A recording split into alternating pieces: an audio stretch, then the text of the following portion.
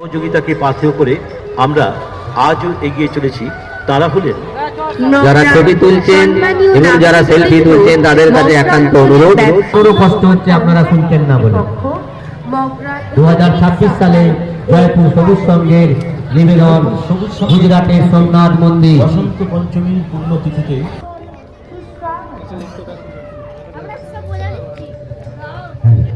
আমাদের এই মাঠে যে দর্শন করছেন আমরা কিন্তু কোনো সুযোগ করে দিয়েছি।